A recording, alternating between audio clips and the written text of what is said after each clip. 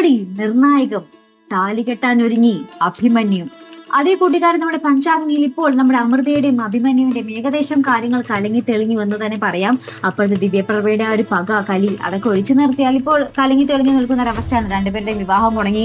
അമൃതയ്ക്കാണെങ്കിൽ സുമേഷിനോട് പക, ദേഷ്യം, കടുത്ത ദേഷ്യമായി. ആ ഒരു പ്രണയം മാറി ദേഷ്യമായി. ഇപ്പുറത്താണെങ്കിൽ നമ്മുടെ അഭിമന്യുവിന്റെ പെണ്ണ് ദിവ്യപ്രഭ അതൊരിക്കലും സെറ്റ് ആകില്ല എന്ന് മനസ്സിലായി. കാരണം തന്റെ അച്ഛനാണ് തന്റെ ദിവ്യപ്രഭയുടെ അച്ഛനെ കൊന്നത് എന്നുള്ളൊരു സത്യം. അപ്പൊ അവിടെ ഇനി ഒരിക്കലും അതൊന്നും നടക്കാൻ സാധ്യതയില്ല എന്നുള്ളൊരു കാര്യം അവർ തമ്മിൽ സെറ്റ് ആകില്ല എന്ന് മനസ്സിലായി. ശേഷം ഇനി ആകെപ്പാടെ ഒരു വഴിയേ ഉള്ളത് നമ്മുടെ അമൃതയ്ക്ക് മുന്നിൽ നമ്മുടെ അഭിമന്യു നേരത്തെ ആ ഒരു ഇഷ്ടമൊക്കെ അറിയിച്ചതാണ്. അപ്പൊ അമൃത അന്ന് തള്ളി പറഞ്ഞത് നമ്മുടെ സുമേഷിന്റെ പ്രണയം കാരണമായിരുന്നു.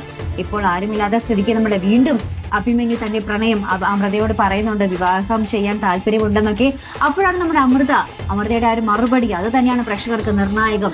അമൃത എന്തായിരിക്കും പറയാൻ പോകുന്നത്? അമൃത നേരത്തെ ഒരു കടുത്ത തീരുമാനം എടുത്തിരുന്നു, സഹോദരിമാരുടെ ആ ഒരു വിവാഹം കഴിഞ്ഞേ ഉള്ളൂ, തനിക്ക് ഇനി ഒരു ജീവിതം എന്ന്.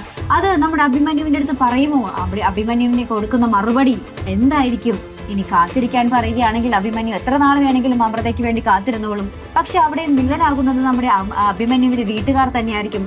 ഇത്രയും കൊല്ലങ്ങളോളം കാത്തിരിക്കുമ്പോൾ തന്റെ മകന്റെ ജീവിതം ഇല്ലാണ്ടായി പോകുമോ എന്നുള്ളൊരു വേദന ഏതൊരമ്മയ്ക്കും ഉണ്ടാകുമല്ലോ. ആ ഒരു വേദന നമ്മുടെ അഭിമന്യുവിന്റെ അമ്മ പ്രകടിപ്പിക്കുകയും അങ്ങനെ അമ്മ വഴി കല്യാണം മുടങ്ങാനും സാധ്യതയുണ്ട്.